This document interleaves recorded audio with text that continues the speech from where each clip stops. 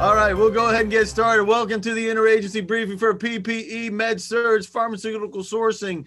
Because guess what? It is an issue. Mr. Tony Bryant you're not with US Freight, you're with A2A Logistics. So I'm going to fix that in just 1 second. But welcome, Tony Bryant. How you doing, man? You there? Yes, can you hear me? There he is. Now I can hear you. Definitely. I have to remember to hit the microphone. That's right. We're doing good. We're doing good. Awesome. Well, welcome to everybody that's here. We just talked to some folks from the Texas VA, so we want to welcome all the folks from VA. A lot of people there. We got folks from HHS. Who else we have here? We have Railroad Retirement Board. I remember a lady named Valinda Nix from RRB, from the Peace Corps, Indian Health, from the Navy. Some of your folks there. Tony, you have relationships with some of the with SOCOM, right? Yes, I do. There you go. You have SOCOM a bunch of times, and a bunch of times. IRS and EPA. We just want to welcome everybody, in HUD as well. So welcome. We will give you some introductions to our main man here, Tony Bryant, as well as give you some briefing controls and how you can participate. We'll be talking about the issues at hand, getting that the most important things that you need for Medsurg, PPE. Lots of challenges there, right, Tony Bryant? And the sourcing of that. And common agency procurement issues, as well as get the best practices and hopefully help you get to where you want to go. Briefing controls real quick. You can, if you like the way that Tony is dressed today, you can make him bigger. If you don't, you can make him disappear all together if you like by dragging that little thing there. You can also participate. We have session handouts that are coming your way that we'll drop them in the chat in just a few minutes, including the presentation, the A2A logistics capabilities. Best briefing ever, folks that were coming in from Colleen. She's with the VA. If I learned something new, so the bar is just learn something new, Tony. Mm-hmm. Katie says, hey, if drug shortages are addressed, we're hoping to be able to address that. Chris, who's a contracting specialist at the VA, come away with the search engines and immediately verify if an item is matched vehicle to buy against. We would love to be able to help with that. I'm not sure that we have exactly that, but I know that Tony has a lot of products that you can get to, as well as some other folks that he knows. Ontario, who's with IRS, I gain understanding of the process. Love it. Glad you're here. Carol, contracting specialist of the VA. My focus will be on how to best hone in on board certified professional healthcare staffing and technicians. Do you know a little bit about that, Tony Bryant? Yeah, I do. Yes, we do. Yes, you do. All right. We actually have, doctors working in Nashville and Murfreesboro, Tennessee. Awesome. So please address sterile compounding supplies, for example, Max mop head, micro cinch pads. So that's some very specific things. If we don't get that, and I'm not going to try to mess up your name, and I just will not do it. Monica, I can say that. We were given authorized vendors to purchase N95 masks from. I do believe you might be able to help that. And there's a crosswalk to show equivalence in masks across different vendors. There's a good place for that from the CDC as well. Katie, what % decrease in supply is considered a shortage? Great question. I'm not sure about that. We'll see if we can answer that as well. Mark, verifying vendor qualifications to sell PP. Love that. As well as M. Kathy with quick, efficient ways to order items off hours on holidays and weekends. Love that, because I do believe that will work. Participation is easy. It's actually easy and free. You don't have to do anything but just click. You can chat. You can raise your hand. You can hit the questions and answers there on your control panel, or you can send a question, if you will keep it outside of this, to govsupport@a2alogistics.com.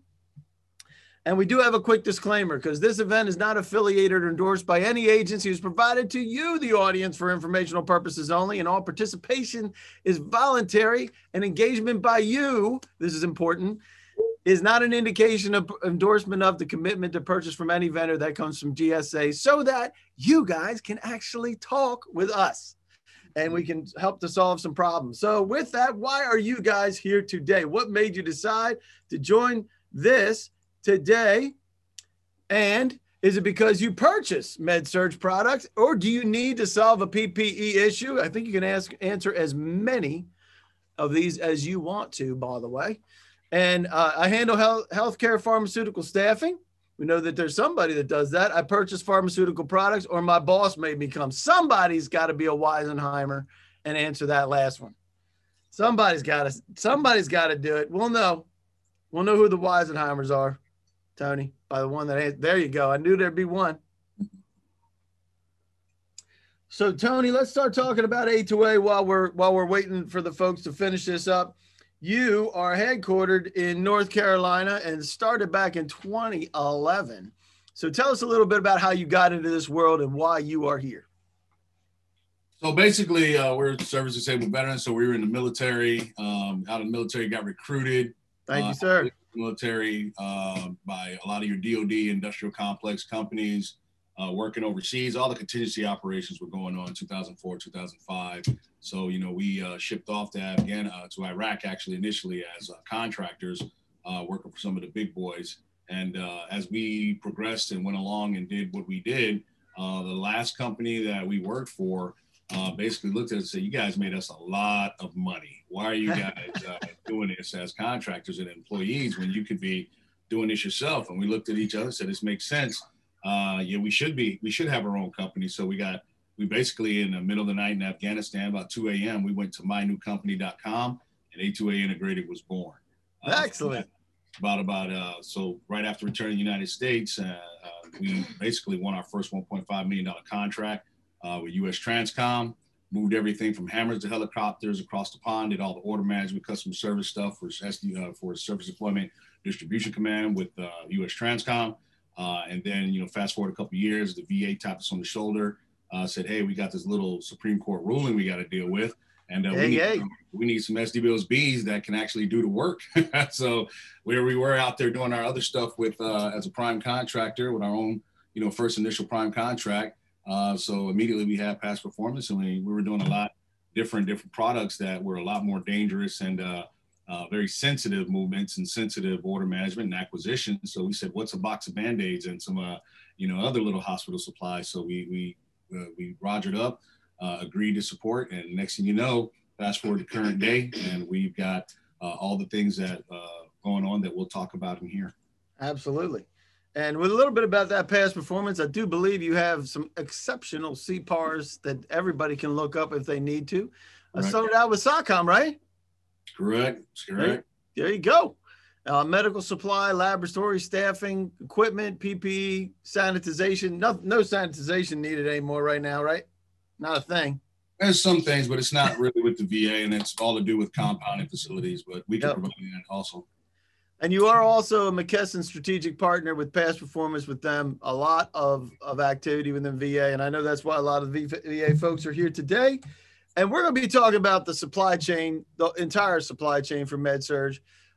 Let's talk about the foundation of this, because this is where it really is. It gets into the nuts and bolts of what is happening and what you've seen over the course of the last year. And we have all experienced as a result of not just having toilet paper at the original part of this thing, but actually dealing with things that are really important. Not that toilet paper isn't important, right? That that's not important. Very important. I got a funny story from my wife had something interesting about the running out of paper, running out of toilet paper. She says the reason initially in the pandemic that we ran out of toilet paper was because every time someone would sneeze, everyone around them would poop their pants. I should not have taken a drink while you were talking. I thought that was going to be serious. No. Oh my goodness! All right, there you go. That's it. That's the A2A Logistics official report on toilet paper shortage. Cause and effect, supply and demand. Supply and demand. That's right, man. Increase the supply. All right. Wow. There you go. So, but it is a complex problem. A lot of that revolves around, obviously, our reliance on China originally. We see significant strides to solve that problem with investment here in the States. But you just can't, to your point, you just can't sneeze a solution for this, because it takes manufacturing ramp up, and it has created a highly stressed environment, creating the shortages. You also have quality issues too. Tell us about some of the quality issues that you saw. I can throw in on a couple of these as well, but what did you find? Well, quality issues that we've seen and heard about, some of the horror stories is, not having full traceability and not having their hands on product and not having the ability to reach back into those OEMs and distributors that are providing the product. So even when you receive packed goods, we have friends right now sitting on pallets in Chicago where the box count's supposed to be 100 and there's 30 and 50 and 70 and 80 and everything but 100 items inside the box. And then a couple of instances where we've seen on quality issues where even things that hadn't been properly processed, so dirty and foreign material getting into some of the packaging of the end goods, the finished goods. So it's just all about that traceability and vendor validation, if you will. If you're not doing that, or you don't have people on the ground to do that, or you're not working with someone that's got the track record, then you got to go away. Yep. And it's also been affected by just the whole disruption. I remember back in March, April of last year, as we were trying to assist with folks in PPE shipments, because the only place to get it from China, and you just couldn't get it out. You could not get them out. So this created a lot of issues for federal agencies across the board, not just VA, but across the board with dealing with finding the right kind of source that could deliver. And supply and demand was just very clear. You can't just all of a sudden do it. Next thing was gloves, right? We had a lot of issues with gloves, Tony, right? Correct. Yep, definitely. Gloves are still with McKesson. They just sent us out, and everyone else who's an authorized on contract vendor with them, such as ourselves, a mea culpa customer apology letter with a report from Ansel that says there are negative 585 billion gloves in the United States every day. And they don't predict us catching the tail of that dragon until about 18 months from now, which I think will maybe even be a little bit longer as the different industries start utilizing the gloves as well and want nitrile instead of their normal clear vinyl or vinyl mixed gloves that they've been utilizing, just because the level of protection need has gone up. And you mentioned something too, Tony, about authorized distributors. A whole bunch of people popped up and was saying, hey, we can deliver these things, smoke and mirrors, whatever you want to call it. But being able to identify authorized distributors and manufacturers as well. The production delays, no shock there. You only have so much production capacity, which creates, if you all of a sudden have, it's the same thing with the toilet paper, right? I mean, all of a sudden, you like to call them, we like to call them the butchers, the bakers, and the candlestick makers. Everybody has popped up claiming to do PPE, claiming to have a history with this. And I'm going to be honest, we were just a boring little company delivering Band-Aids and needles and prescription drugs to the VA and the Consolidated Mail Outpatient Pharmacy Program.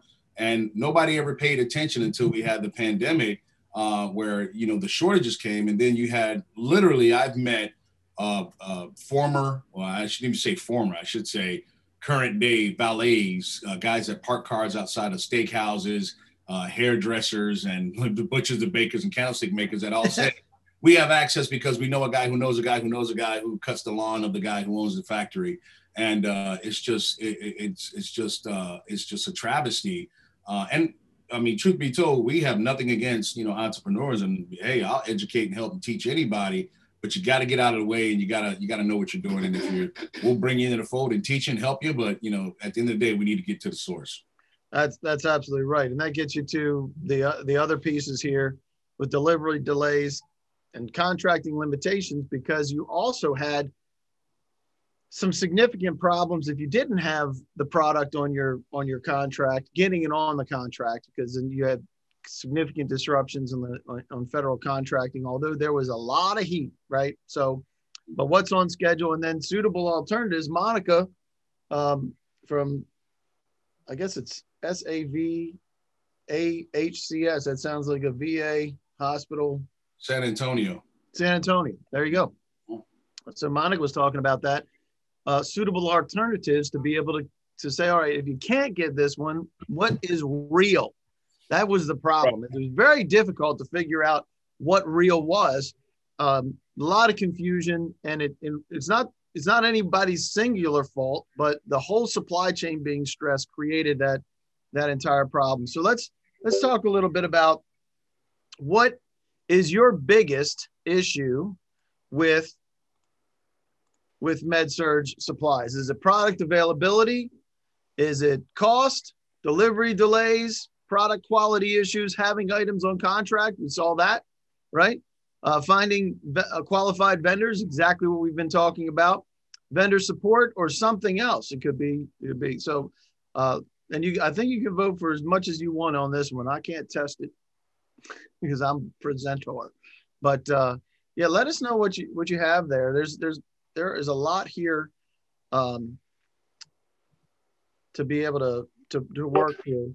And as we're talking about that, and we're letting them do that, let's talk about the pharmaceutical, some of the places that you can go to for authorized use for EUA. What is an EUA, Tony? Emergency use authorization from the FDA. So basically, you have certain product that have filed for their 510K or their registration with the FDA, and because of the pandemic times and everything being backlogged and FDA just being overrun with folks that are trying to register products, with the preliminary checks and the preliminary authentication, they issue. There's actually two forms of that. There's a PB, there's a EUA, and a EUA. The PEUA is the preliminary emergency use authorization, which basically is the notification to market that this product is getting ready to be approved. And then there's the actual EUA, which is, hey, this is ready to go, and it meets all the standards from our preliminary checks and also from the normal standards of registration, and you can go ahead and use it. And even substitutions and even things that and protocols that weren't formally authorized in some cases have been lifted to give folks EUA and also to give folks authorization or exemptions and waivers and whatnot. Yep, and you will get that. There's folks that are that would like to have that link. Hold on 1 second. Let me see. Carolyn. And also your field test kits and some of your lab PCR, diagnostic analyzer, clinical analyzers fall underneath your medical devices that have EUAs as well. And really, there's only about 3 real vendors that have real good product that can either be hospital, clinic, setup that have that EUA and are currently sold. There's a lot of trash that's come out, especially from overseas, in the form of field test kits for COVID-19. No doubt. They're just absolute trash, and we got to stay away from them. So here's the results of that. Product availability still the biggest challenge out there. So we appreciate you guys let us know about that. So let's talk about supply and supplier limitations as well. So you as a supplier, right? So that's what you guys do. What are some of the challenges that you had you're relying on other people to get you stuff, right? So that you can get things to somebody else. Well, all of the same challenges apply right now. Product availability, right? Your delivery delays, your quality issues, and of course, costs, right? Because you have folks that are trying to gouge because there's a shortage. Our costs, as much as can be, despite the increases in industry, we're pre-COVID pricing. We're going to stay pre-COVID pricing. That's just the way we do business. And if we can't get and authenticate a product, we don't deal with it. We don't buy it. Assurance for product availability is one thing to say that you have product available, but you got to give realistic production and delivery schedules to the government or anybody that you're going to deal with. I've refused orders for our own brand of A2A Elite, our own trademark hand sanitizer that we produce out of New York, Lockport, New York, because we were just too full. So if we don't have the production capacity, I'm not going to sell a delivery schedule to someone that we can't meet. And no matter how much, it's the same adage, right? We always say that no matter how much money you throw at this, the critical path is the critical path. That's right. You can't stop. Money doesn't change the fact that I have to put X amount of parts, pack it into a bottle, put it into a box, pack it onto a pallet, and ship it to you. Those are things I cannot change, or the time that it takes for me to do that. So throwing me, $15 million instead of what it costs at $6 million is not going to change the critical path unless I bump somebody else out of the way. And I won't do that no matter how small their order is, because we're going to take care of the customers in the order of March that we receive them. So product availability, I'm sorry, you going to say something? No, I was just going to say, you're coming. It all is reliant on the OEM and their production capacity, and they can't find qualified people. A lot of the times, they couldn't even staff in order to produce. Correct. And then you had raw material shortages. I was just reading about the N95 masks that are we still have a shortage of N95 masks because of the original products and the raw materials and the time it takes to create the filter. The filtering product that they use.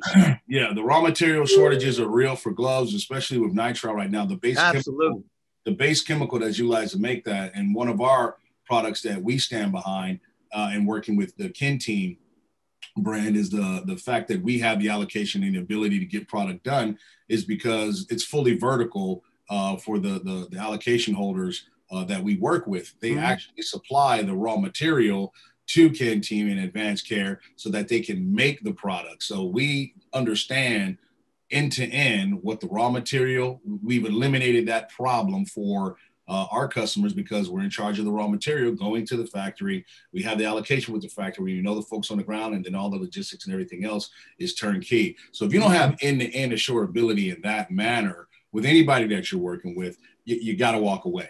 Yep. Because everyone else is making promises to get the sale, but they're not being realistic. And then you have people that fall prey.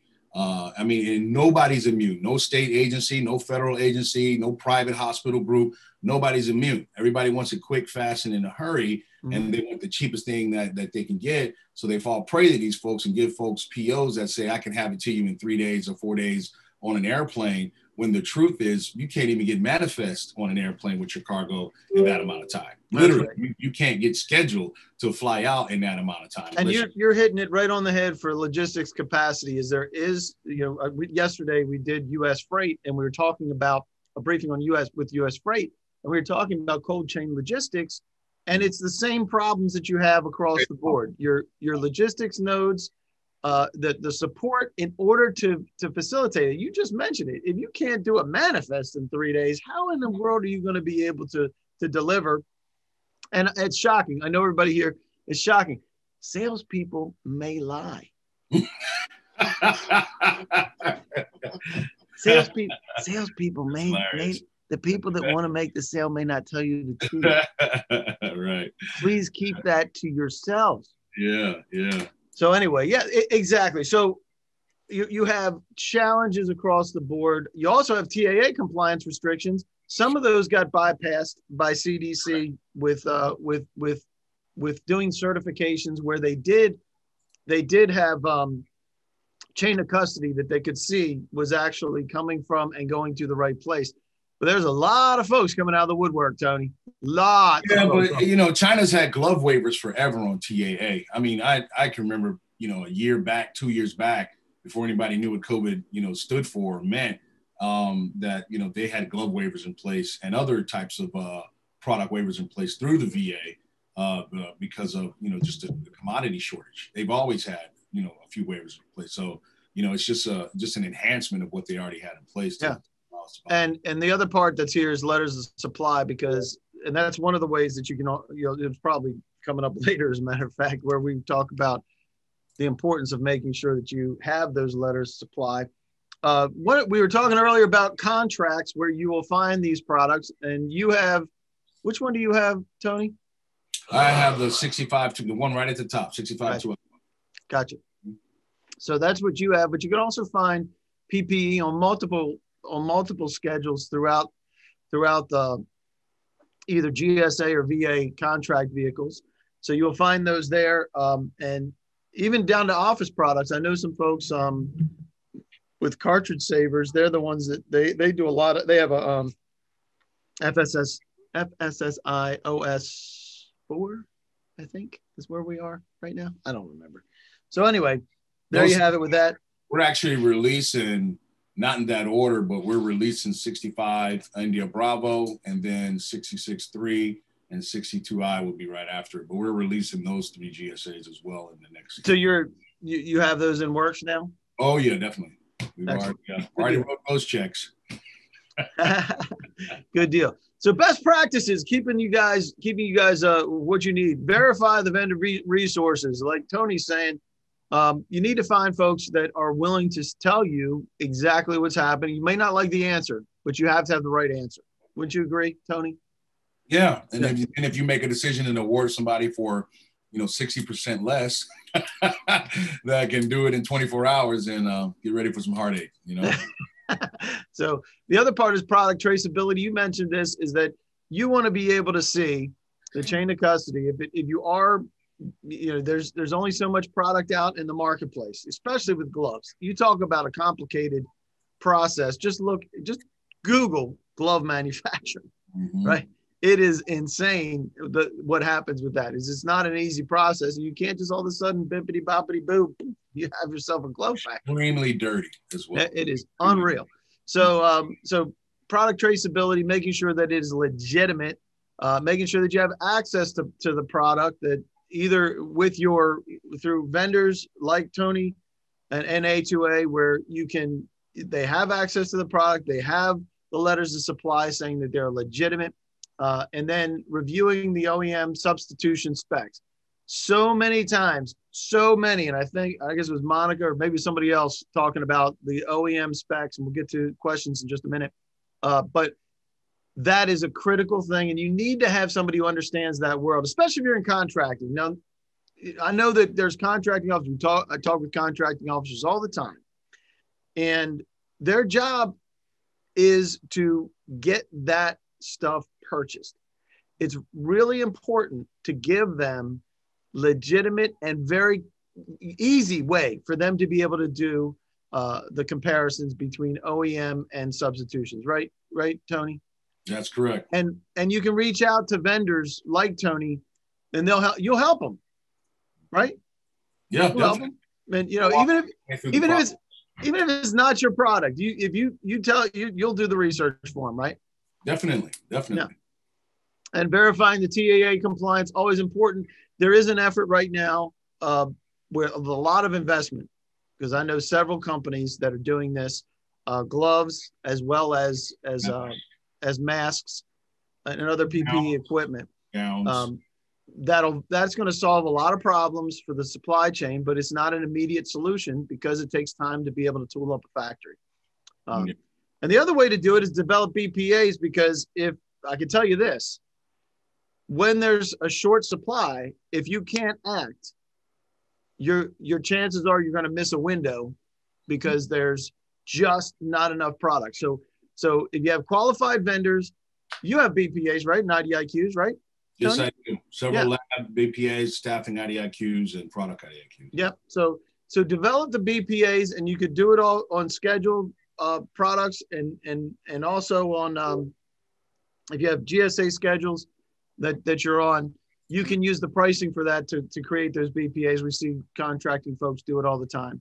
But also looking at past performance, CPAR is big deal, because and making sure that the folks are good, and also help meet socioeconomic goals. I know that's selfish sometimes for Tony with service disabled, but you need to make those goals anyway, right? Might as well use vendors that have it.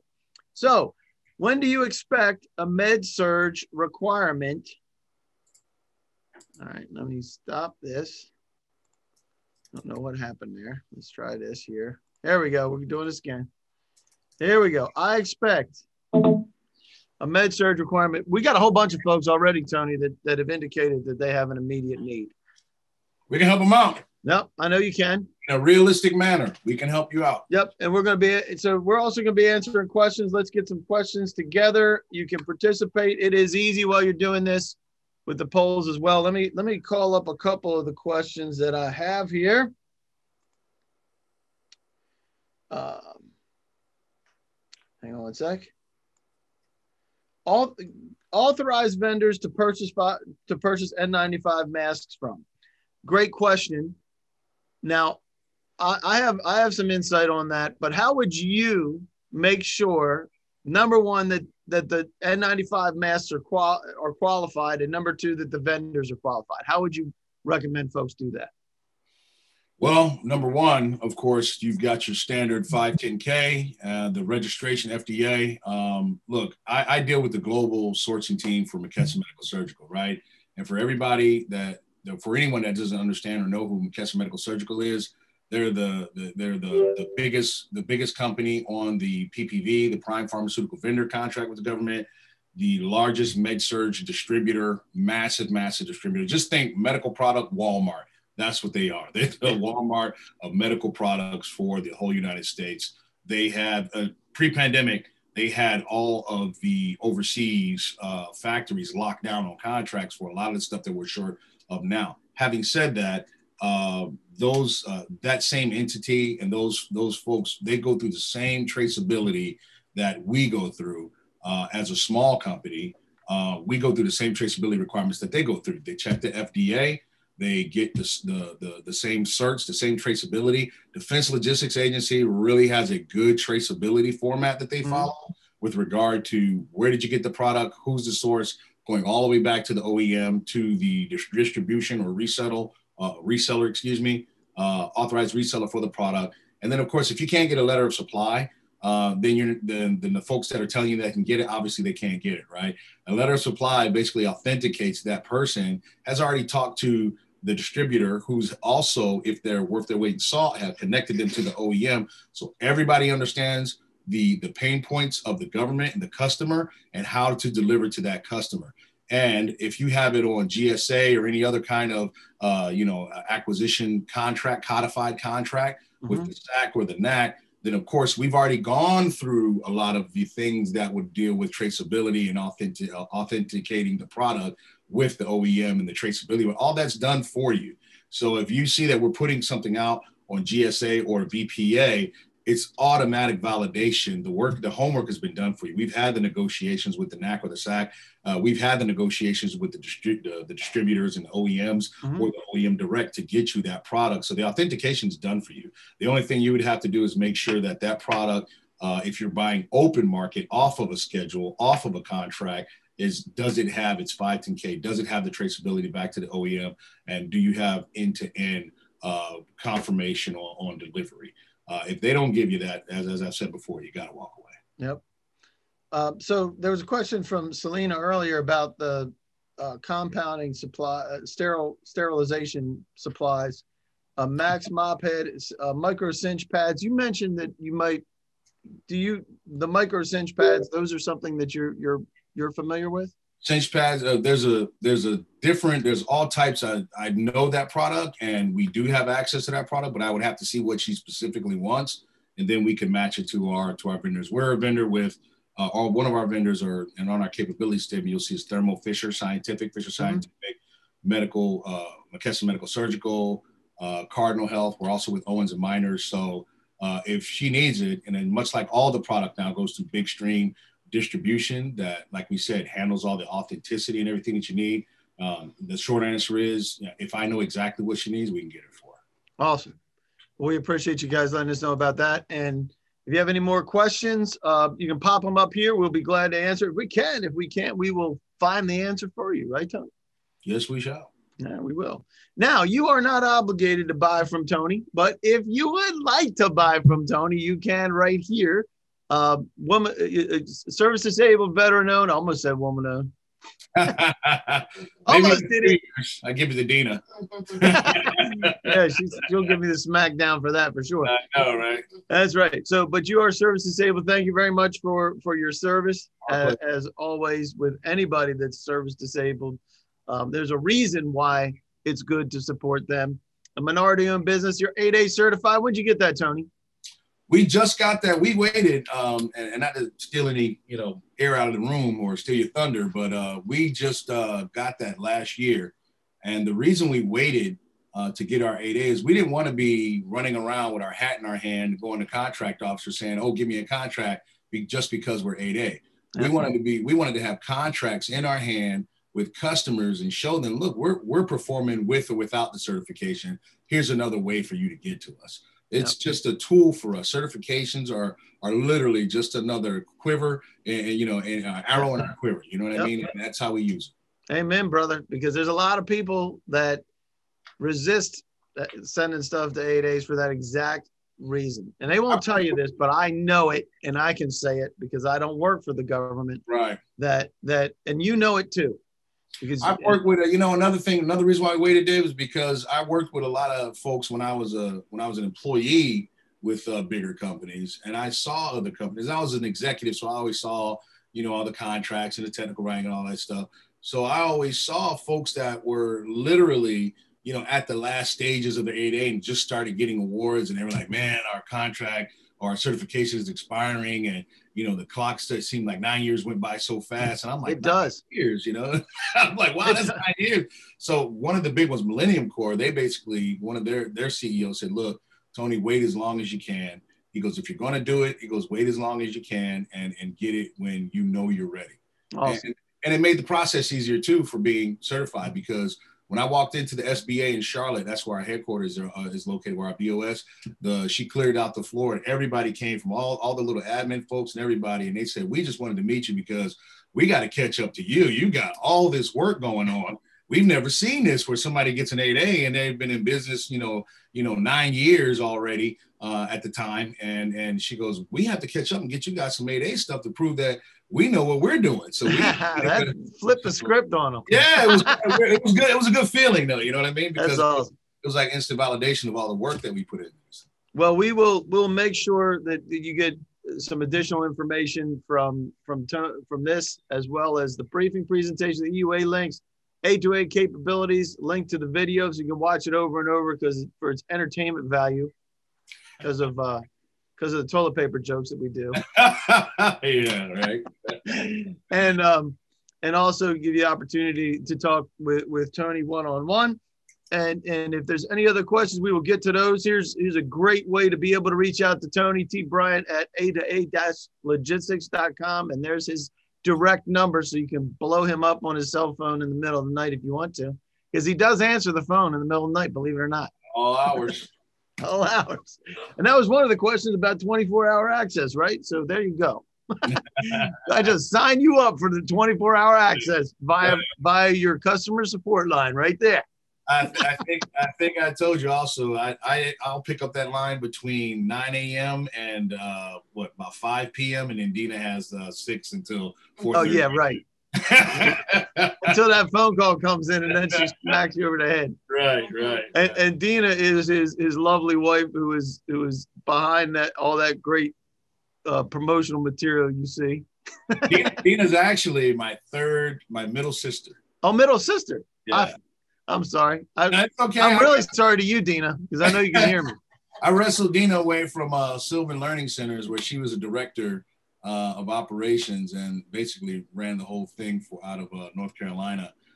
They were the highest grossing center in the United States for 7 years in a row, in a city that only has about 500,000 people. And the CEO flew out from Seattle and wanted to meet with her directly to figure out how in the heck was she beating the centers in New York, Seattle, Oregon, and all these other big city places, and what she was doing to do that.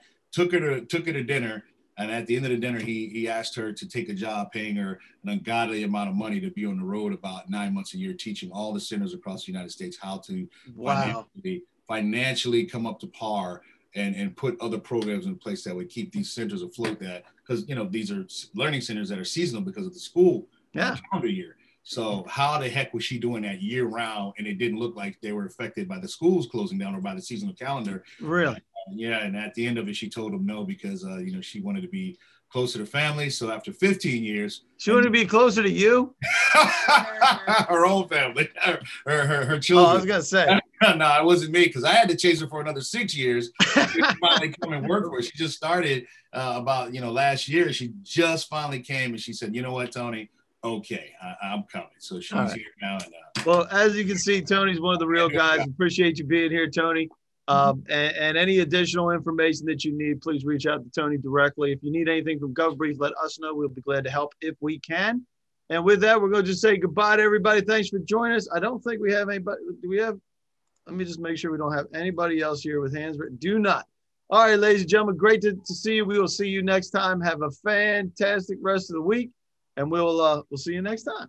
Beautiful. Thank you very much, everyone. All right.